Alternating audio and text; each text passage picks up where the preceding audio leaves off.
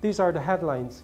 Hinterland communities without access to television and the internet get printed materials so students can continue to learn during the pandemic.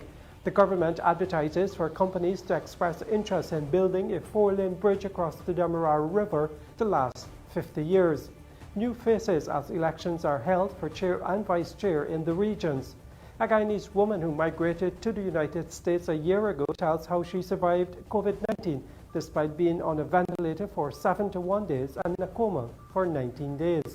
And in sport, journalist Lasana Libert shares his views on the suspension of the Trinidad and Tobago Football Association and a possible remedy. With the news, I'm Neil Marks. We're glad you could join us. Minister of Education Priya Manikchan over the weekend visited and distributed learning materials to the communities of Baramita, Matthews Ridge, Port Kaituma, Mabaruma and Maruka in Region 1 and in Baimadai, Kamarang, Parima, Kaikan and Bartika in Region 7. Students in some of the communities are unable to access the internet or the learning channel, making learning during the COVID-19 pandemic difficult. We created print material, which is here with us. We're going to bring it in. For your children, your 54 children in the school. From nursery to primary, you have worksheets. Each child will have their own worksheet to be able to stay engaged. And we're saying to your teachers, we can't say from a ministry level, all teachers must do X or all teachers must do Y across the country, because different communities have different circumstances. For example, you have this beautiful tree with a lot of cool shade right here, where your children could come right out here. They don't have to be in a classroom. They could wear their masks. They could stay 6 feet away, get fresh air, and teach. In Georgetown, where the school finished, the gate begin. There's no space like this for teachers to teach. So we can't say every school must do something, but we can say where there is space, and we can leave the door open for teachers to do whatever they want to engage. And we're giving your teachers in this village the freedom to engage your children however they deem fit. We have supplied the material, so you're getting the material just now, but your teachers will tell you how they want to deliver that. If it is they want to give you to go home and every week the children bring out some pages, that's fine. If they want to say no, 3 days a week we must come and sit under this tree, grade 2 and grade 3, and we will teach, that's fine too. It's up to them. All we're asking is that the teachers engage the children. However you decide to engage, it's your choice. But we expect the children will be engaged. So that's really why we're here this morning. You will see the work printed on newsprint. I wish they would bring one in for me. You'll see it printed on newsprint. And you're probably going to wonder, why did they print it like this? Why didn't they do regular paper? Well, let me tell you why. When I came into the ministry on August, I was sworn in on August 5th as minister. When I came in, they didn't yet have the material. So we had to sit down and write that. Not me. Professional teachers and ministry staff who know the work had to sit down and write it. And when they were finished writing it, so this is only month 1 we brought in here. We didn't want to wait until the whole term was finished and then bring it to you, because that would take long. When they were finished writing it, we said, we have it in our hands, now let's print it. When we went to printers, this is not one printer, this is all the printers across the country, they said to us they would take 6 weeks before they could print it on the plain white paper. And the reason they would take that long was because they were closed since COVID started, so some of them don't have paper, some don't have ink. The printers generally wouldn't go fast enough to produce, so it would take us 6 weeks. I didn't want to wait for 6 weeks because I know your children have been out of school since March. So we chose to bring it on newspaper, which is just as good. You'll see. You can choose whether you want to write on the newspaper or whether you want to write in your exercise books. It's up to you. Teacher will tell you what to do. But here we are bringing this in this morning.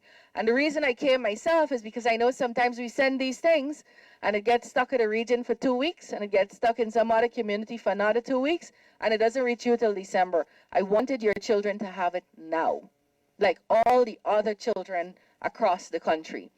So this is what it looks like. This would not be my preferred choice. I'd prefer the nice white paper. But in the absence of the white paper, this is what we can bring. And you can see that it's fully colored. It tells you, it allows you to write on the paper. It is your child's own. Each child will have one. Some education officials, including Marty D'Souza from Region 1, have been trying their best to provide materials to teachers and students, but there is only so much they can do. D'Souza was happy for the new supplies.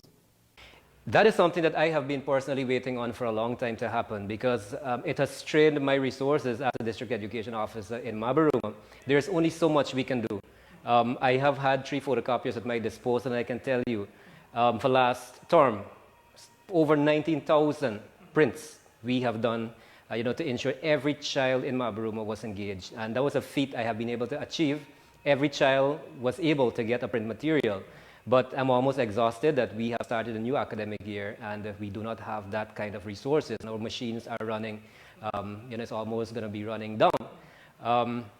So this initiative is really timely, very timely actually. I've been waiting for this for so long, for the support. Whilst waiting, I have not just sit back. I have continued to print for my schools, my children, in a smaller capacity, however. So this is excellent, and every school, every child will receive a package henceforth so that they can continue learning through this platform. The worksheets cover work the students would have been doing had they been in the classroom and are for nursery, primary and the secondary levels. The government has formally extended a call for expressions of interest to design and build a 4-lane high-span fixed bridge across the Demerara River from Lagrange West Bank Demerara to Nandi Park on the east bank of Demerara. The new bridge will not require opening or retraction to allow for maritime traffic and is expected to have a lifespan of at least 50 years.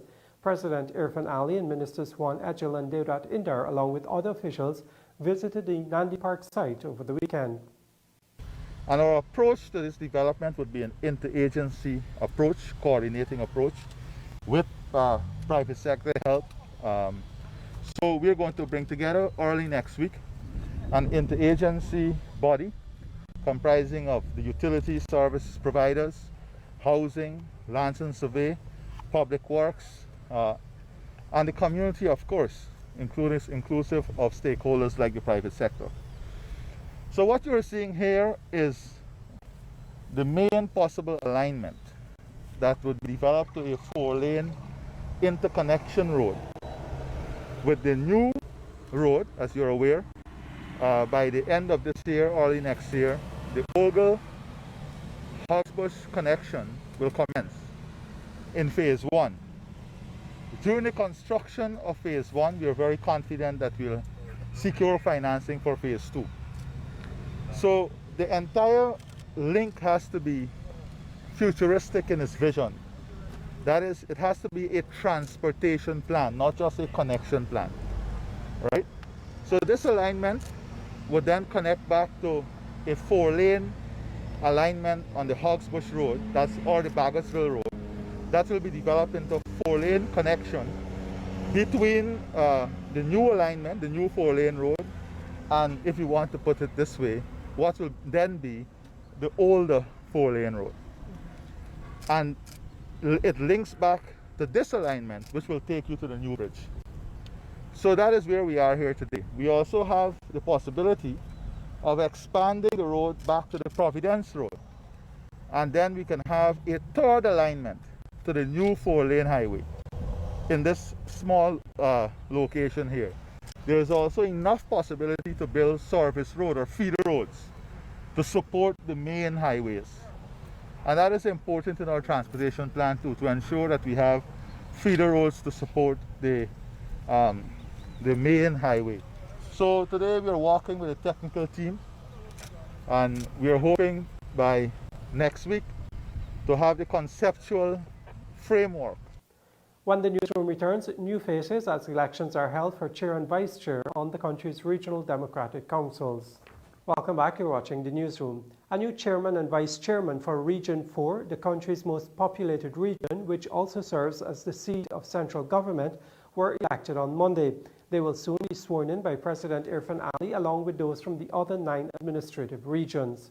Kurt Campbell reports. APNU AFC candidate and former Guyana Defence Force Captain Daniel Sept has been elected by the coalition to be the chairman of the Regional Democratic Council for Region 4, Demerara. Sept, who came to be known following his involvement in the recently completed protracted general and regional elections, specifically the recount exercise, replaces Genevieve Allen. His first task was overseeing the election of the vice chair. Following a tie in votes for the post, Sept cast the deciding vote to elect an APNU AFC candidate, Samuel Sandy, to become the vice chair. Sept has committed to working with all councillors. I subscribe myself to working with everyone in here, and I look forward to your support. The APNU AFC won Region 4 with 116,941 votes, according to figures from the recount exercise. Attorney General Anand Nandla was present to observe the event and offered his congratulations to all councillors. He said the council must be seen for the importance that it holds, forming part of the constitutional apparatus of government. I see all of you, or most of you, took an oath using the sacred texts of your various religions. And if you examine those texts, you will see all of them speak with great divinity about service to your fellow man and woman. And you have, in an institutionalized way, have been offered that great and grand opportunity. And it is for you to exploit that opportunity in service to our country. Region 4 RDC has a total of 35 seats. The APNU AFC has 20 of those seats. 14 went to the People's Progressive Party, and Change Guyana secured 1 seat. With regions across the country moving Monday morning to swear in the new councillors who will make up the new Regional Democratic Councils, Region 8 was unable to do so. They will see a further delay in the election of a new chairman and vice chairman to head the Pataro-Siparuni region. Newsroom was reliably informed that the failure to hold elections on Monday was as a result of several proposed councillors testing positive for COVID-19. The Guyana Elections Commission has been informed of this and will have to set a new date for the swearing in of councillors and the election of the chair and vice chair.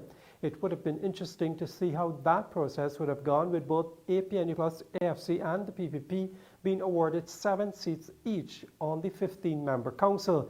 The Liberty and Justice Party, which secured 1 seat, would have the deciding vote. Permal Armogan, meanwhile, of East Berbice Quarantine at Region 6, will continue to serve as the region's chairman. He will be supported by Vice Chairman Zamal Hussein. Already popular among the residents of Region 7, Kenneth Williams was elected the new chairman of Region 7. He will be supported in his duties by Nageshwari Kamala Prasad, who was elected vice chairman. Now, with the constitution of a new council on Monday, the regional administration of the Essequibo Islands in West Demerara, Region 3, will now be headed by Ishan Ayub. He was immediately committed to hit the ground running to ensure that services reach the people in a timely manner. Aishan Ayub, who served as the vice chair for Region 3, was elected to serve in the new position as chairman when councillors were sworn in on Monday. The region was won by the People's Progressive Party with a total of 47,900 votes and will take up 18 seats on the 27-member council. The APNU AFC coalition will occupy the other 9 seats. Ayub will be supported by a vice chairman, Umesh Satinand. Both were candidates for the PPP in the March 2020 general and regional elections. They will be sworn in officially by President Irfan Ali at a later date. But ahead of that swearing in, Ayub has committed to seize an opportunity and begin at full speed to ensure that services get to the residents of the region in a timely manner. I want to assure you this morning that being your chairman, this RDC will operate within the guidelines and principle that governs the RDC. And also, I will operate within the ambit of whatever power is bestowed upon me. I have some elasticity, which you know about. So therefore, we will look at 2 issues this morning that we will have to address. You are aware that we are operating with a time limit because the time of the budget and the execution of the budget, we have a time limit.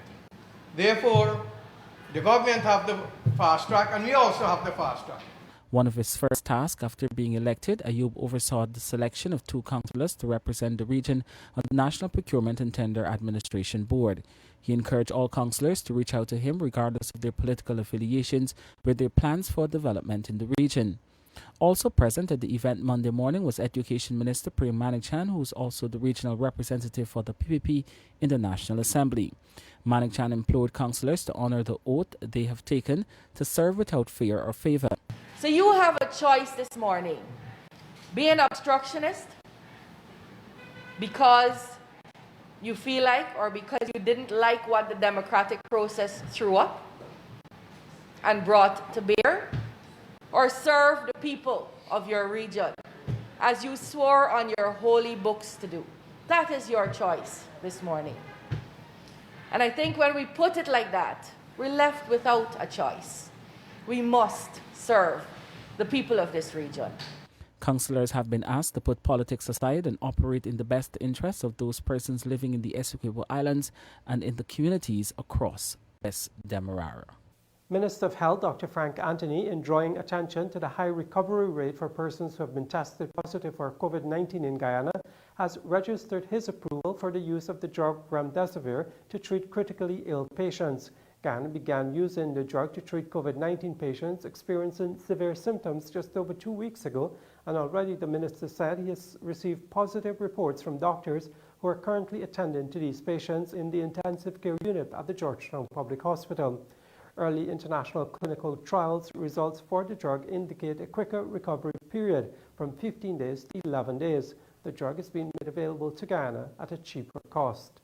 At the Georgetown Hospital, where most of our severe cases come, we have been able to provide the ICU with the equipment they need, for example, a CPAP machine and ventilators and so forth. And we have provided them with the medicines to treat the severe patients. So they have dexamethasone, and as of about a week and a half ago, we have added remdesivir. So our critical patients are being treated with remdesivir, which from the doctors, I've been told that this has made a difference in the severity of how people would experience COVID-19. When the newsroom returns, a Guyanese woman who migrated to the United States a year ago tells how she survived COVID-19 despite being on a ventilator for 71 days and in a coma for 19 days. You're watching the newsroom. A 29-year-old Guyanese nursing assistant living in the United States says she will carry the scars of COVID-19 with her for the rest of her life. The young woman, who is also a diabetic, was diagnosed with COVID-19 in April, and 6 months later, she's still on the road to recovery. In a virtual interview with the newsroom, Jelena Dudenot explains how it remains a challenge to walk and to use her hands properly. She says it is a miracle that she is alive today after spending 71 days on a ventilator and 19 days in a coma. 29-year-old Jelena Dudenot said doctors called her family 4 times while she was hospitalized at the St. Barnabas Hospital in the United States to prepare for the worst. Even then, they did not give up on her, and she believes this is why she is still alive today. The nursing assistant was diagnosed with COVID-19 in April this year. She worked at the East Haven Nursing Home in New York and believes this is when she contracted the deadly disease. Originally from Nonpareil on the east coast of Demerara, Dudenot migrated to the U.S. a year ago. It was in March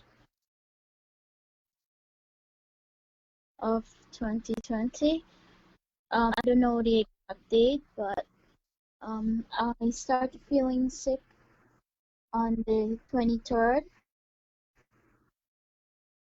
I just had a little fever and then it stopped, and then on the 27th, I started vomiting, and I called my doctor, and he told me that I explained what was happening, and he said to me that I'm showing the symptoms of COVID, and he told me what medication to use, and he sent some medication for me. But on the 1st of April, I wasn't able to breathe properly, and I went to the walk-in clinic, and when the nurses, they checked my oxygen,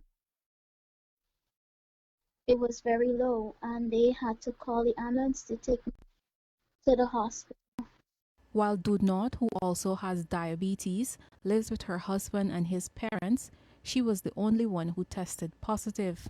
Yes, I was on the ventilator after I got admitted on the 1st of April. I was intubated on the 2nd of April and ventilated for 71 days. Dudenot also spent 19 days in an induced coma.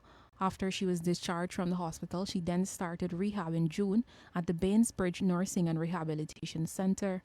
I'm not there 100% as yet because I'm still having challenges to get up the stairs and down, but I'm getting there. It was terrible, you know. It made me realize the importance of life and how you have to live, you know. And I thank God that I'm able to walk in with prayers, even though the doctor said that it's gonna take a miracle to get me back alive. 4 times they even called and tell my husband that I might not make it, to prepare for the worst. And I thank God that he helped me. He prayed. My family fasted, they prayed, and I'm able to be here today. The young woman says the very traumatic experience has made her appreciate her life and family more. COVID is very serious. I could have died, and as you can see, I still have scars from COVID, and people are still not taking it serious. And I want to say to you that you should. COVID is very real, and don't just wear a face mask because someone tell you to. Wear to protect yourself, because you never know. You can only protect you. The scar on my neck, I had a trick here, as you can see. It just have a little piece more to close. And this mark on my nose is when they had the NG tube. They had all the tubes and the tape. The tape caused it. Then at the side here too, you see. Yeah, these are all when they had to try to find vein on me and so on. I have my hand, and so there's a lot of scar. I had a tube that went straight to my stomach. For Dudenot, she says this is not an experience she will ever forget, but she hopes within the coming months she can get back to life as normal. Reporting for the newsroom, I am Isanella Patwo. There's more ahead. Stay with us. You're watching the newsroom. Coram Group, the company which planned to build a Holiday Inn hotel at Ogle, East Coast Demerara, has now given up the land it was allocated as it works with the government to allow for a new process. In a press statement from its managing director, Claremont Cummings, Coram Group stated that in 2017, it submitted an expression of interest to NISL for the lease of lands to develop the hotel. And in November 2018, after high-level meetings which included market visits by senior directors at Intercontinental Hotel Group, Coram signed a memorandum of understanding with the group for the development of a Holiday Inn hotel in the country. On January 23rd this year, Coram Group said it received approval from NISL to lease 5 acres of lands located at Ogle Plantation, but that it now understands that the new government is seeking to reclaim all land sold and or leased within the Ogle area. Coram Group wished to voluntarily revert the lands to NISL without prejudice to support the government of Guyana in its mandate. Notwithstanding this, the group says it looks forward to working with NISL and the government through its recently announced request for proposals to build an international hotel in Guyana at the appropriate time. The Minister of Culture, Youth and Sport on Saturday hosted the first ever One Guyana virtual concert as a means of bringing Guyanese together in love and harmony. Here is a look back at some of the performances.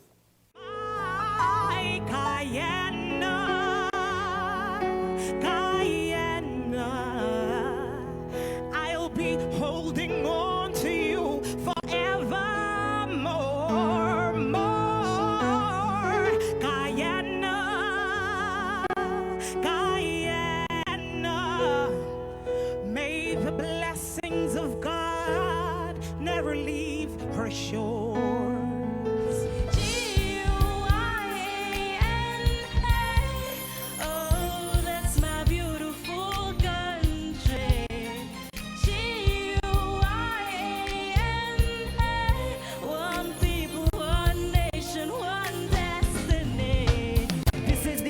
just show who we are. It's not about race, just show a good heart. One people, one nation, one destiny. That is my motto. I'm Guyanese, I'm Guyanese, I'm Guyanese. It's not about race, cause I'm Guyanese, I'm Guyanese, I'm Guyanese, yeah, yeah.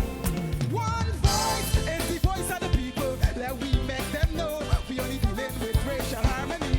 Oneness, oneness, one is the voice of the people in love. Right now, I know you have to get up right now, sing. Voice is the voice of the people. Let we make them know we only. One more time, you. One voice is the voice of the people. Love, loud, loud.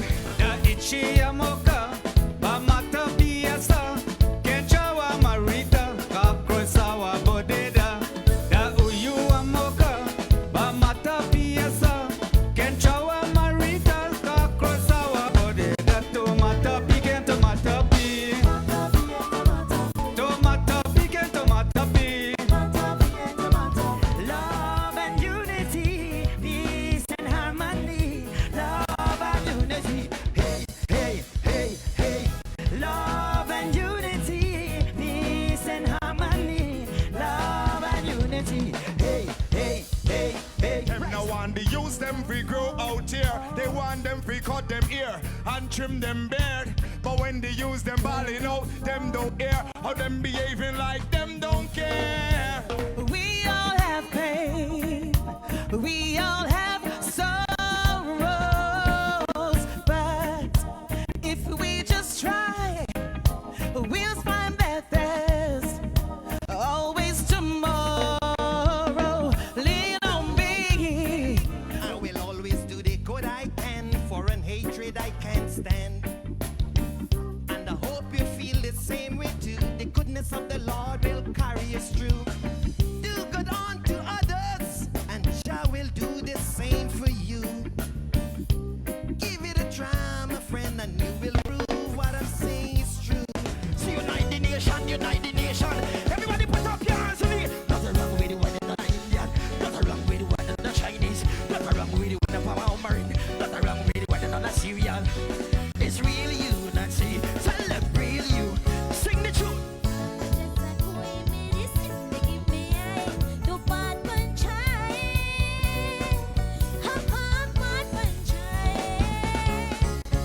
So come back as Jesus. Come back and save this world.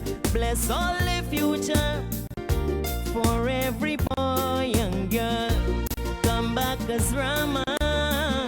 Forgive us for what we've done. Come back as Allah. Come back as anyone. Never let politicians come and change we. Never let them come wrong and rearrange we. Tell them no, we not a pounder. Tell them no, our is not a panda. Yeah. Never let them come wrong and divide we. That's the only way they can really rule we. Tell them no, yeah. Tell them no. We light it up, we light it up, light it up, we light it. We light it up, we light it up, light it up, we light it up, up, up, up, up. We light it up, up, up, up, up. Guyana's got to go higher, higher, higher.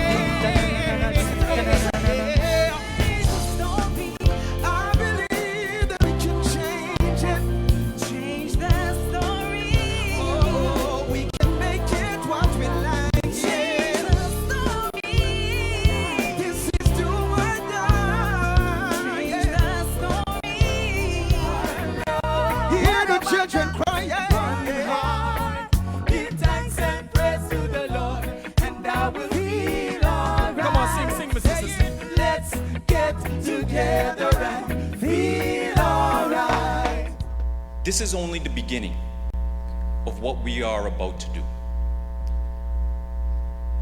And it is important that no matter what, Guyana belongs to each and every one of us. When the newsroom returns, the financial, weather and bridge reports, along with sport. Welcome back. You're watching the newsroom. It's time for sport, and we start things off with football. The seasoned Trinidad and Tobago journalist Lasana Lebert has indicated the suspension of the Trinidad and Tobago Football Association by FIFA can be resolved by the December 18 deadline and will allow for Guyana and Trinidad to meet in the World Cup qualifiers. In a discussion with the newsroom's Akeem Green, Lebert spoke about the suspension and the possible remedy. Well, first we'll go at what FIFA said. FIFA said the reason, we started the normalization committee on March 17th.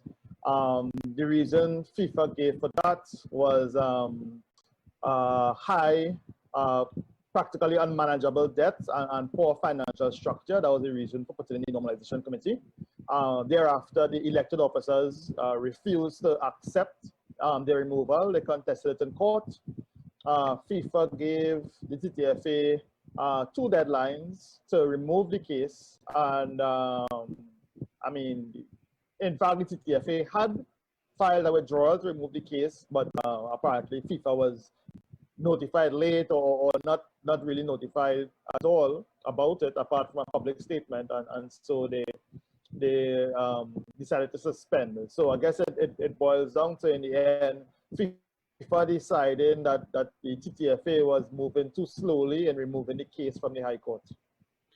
You know, there's a lot of talks of, I guess, 2 different opinions on the matter. I guess the first one would be some persons are opinion, I'm reading in Trinidad and Tobago, that there was a bit of high-handedness from the FIFA body to install the IMC in that regards. And then at this juncture in time, persons are calling the actions by United, the TTFA, a bit selfish and a big ego in terms of, I guess, withdrawing the withdrawal. So the matter is backly gone back to square one with FIFA. You know, what's your thoughts on this? Yeah. Well, there's a lot of, if there's ego in this thing, and I wouldn't doubt that there is, it's certainly on both sides, you know. For instance, FIFA has an entire committee called the Members Association. I can probably guess what that's for. It's meant to look into issues that member associations have. They would assume that if FIFA had a problem with how things were being done in Trinidad and Tobago, the first port of call would have been to send in the Members Association to deal with the Member Association, and that wasn't done. And Infantino stepped in. And the reality is that the TTFA members at any point in time could have took actions into their own hands and removed Wallace, but FIFA insisted on doing things their way, essentially, right? They knew full well that the High Court said that it still considers Wallace to be the president. And by continually referring to Wallace and so as the former members, I think it confused the life out of TTFA members, because what happened is the TTFA members tried to hold an EGM to essentially have the case pulled, but instead of sending the request to the TTFA president, they sent it to the normalization committee that FIFA enacted, you know, and that committee has not been deemed to be a legal body. So the errors, the whole question of ego and so on, it definitely goes both ways. Bigger blow is just the Caribbean football as a whole. We know, I guess, in yesteryears that have gone by, we have had a lot of issues again with Caribbean football. Some persons being banned, some persons also being threatened to go to jail. And again, you know, FIFA having to bring down their strong arm in Caribbean football. Yeah. You know, how big a blow you think this is? Well, the biggest problem to Caribbean football is Caribbean football. You know, the Caribbean has 25 member associations, right? CONCACAF has 35. Right now we have a Canadian president. You know, that in itself shows how much respect the Caribbean has for itself, because Caribbean makes up almost 2/3 of CONCACAF, right? The whole of South America, we know how many World Cup trophies they have over there between Brazil and Uruguay and Argentina. The entire South America is 10 nations. So the Caribbean is more than double the power politically of South America. And yet, you know, they choose to be on their knees and to be dictated to all the time. The Caribbean doesn't even have a representative at the bureau level when they decide on suspending a Caribbean member, and the Caribbean wasn't even so much as informed before information was sent to Trinidad that, listen, we have a problem with one of your members and we're going to take action, you know? But back to the big issue at hand, do you foresee this matter being resolved before the deadline stipulated? Because a big question from a Guyanese perspective is being asked. Of course. You know, will I guess Guyana and FIFA be meeting anyone qualifiers? You know, obviously, if there's any resolve, that would happen. Yeah. Listen, this problem could be resolved in 10 days. You know, it's not a matter of if people use a little analysis and stop running around like headless chickens, right? The Constitution says that EGM can be called by the members within 10 days, maximum 30 days. All the members of the TTFA have to do is write to the TTFA president, the right one. By now, they should know who the right one is. Write to him with an agenda requesting an EGM to solve this. If the Wallace, the president, doesn't call one within 30 days, according to the Constitution, the members can then have one themselves and decide whatever they want to do. If they want to sit down and wait for FIFA to fix the problem for them, just like Caribbean football is always sitting down and waiting for someone else to sort their problems out, well then all right, you know, anything could happen, maybe we'll be banned. But really it's a very simple constitutional matter. Cricket news now. President of the Berbice Cricket Board, Hilbert Foster, has welcomed the recent Court of Appeal ruling that has restored the Cricket Administration Act to its original condition, thereby paving the way for elections at the Demerara and Guyana cricket boards. Foster told Newsroom that the time has come for the three counties boards to work together in the interest and development of the game. Well, I am happy because, I think it's around 2008 or 2009 that Guyana has not had a proper cricket election at the GCB level. And the talk around the world now is about democracy for the longest while. So it's sad that cricket in Guyana did not have that. It is my hope that this will be the start of good things to come, and that the three counties will work together for the development of cricket. Berbice, as a whole, we have not recognized the cricket board, and we have suffered badly because since 2008 we have not received a single cent from the Guyana Cricket Board, despite the fact that we are the most active, most progressive, and we have made cricket in Guyana very proud without receiving a cent from them. So once we have everything back or on board, we're hoping that the Berbice Cricket Board will once again be active in the development of cricket in Guyana, that we will benefit from the resources of... now we have produced countless players without any funding from the GCB. So imagine if we have funds from them, how much more we could do. Some IPL news now. Royal Challengers Bangalore won a super over contest against Mumbai Indians in another IPL game that went down to the wire. After both teams ended on 201, Mumbai could only muster 7 for 1 in the super over, and RCB got the win off the final ball. RCB batted first and piled up 201 for 3, with A.B. de Villiers hitting 55 towards the back end of the innings. Opener Devdutt Padikkal contributed 54, and fellow opener Aaron Finch made 52, while Shivam Dubey made a brisk 27 not out. Trent Bolt had 2 for 34 for Mumbai, who seemed on the losing end before Ishan Kishan and Kieran Pollard went on a 6-hitting spree. Kishan was dismissed in the final over for 99, and Pollard remained unbeaten on 60, the pair combining for 14 sixes. Isuru Udana had 2 for 45 for RCB, who moved up to third on the points table. Mumbai Indians are now in 5th spot. Tomorrow it's points leaders Delhi Capitals against bottom of the table Sunrisers Hyderabad from 10 hours. West Indies women are in danger of suffering a complete whitewash after losing match 4 of their 5-match T20 series against England's women by 44 runs. Chasing for the 4th time this series, West Indies women set a healthy target of 167, were limited to 122 for 9, with only Chidian Nation with 30 getting a score. Bowling for England, Brunt and the consistent Sarah Glenn had 2 wickets each. Earlier, England's women total of 166 for 6 was built on wicketkeeper Amy Jones's 55, skipper Heather Knight made 42, Tammy Beaumont 27 and Catherine Brunt 25. Bowling for West Indies women, Alia Allen took 2 for 25. The final match of the 5-game series is on Wednesday. Finally, Formula One bosses have rescinded the penalty points they had given to Lewis Hamilton for breaking practice start rules at a Russian Grand Prix. The 2 penalty points handed to Hamilton had moved him to within 2 of an automatic one-race ban. Instead, Mercedes have been fined €25,000 on the basis the team gave the instruction not to do the practice start in the designated place. Hamilton was also given a 10-second penalty, which cost him victory. His Mercedes teammate Valtteri Bottas won the race and cut Hamilton's championship lead to 44 points, still nearly 2 clear wins with 7 races remaining. Hamilton had earlier called the decision to give him penalty points ridiculous. And that's our broadcast for this evening. I'm Neil Marks. You can get breaking news and sport at newsroom.gy.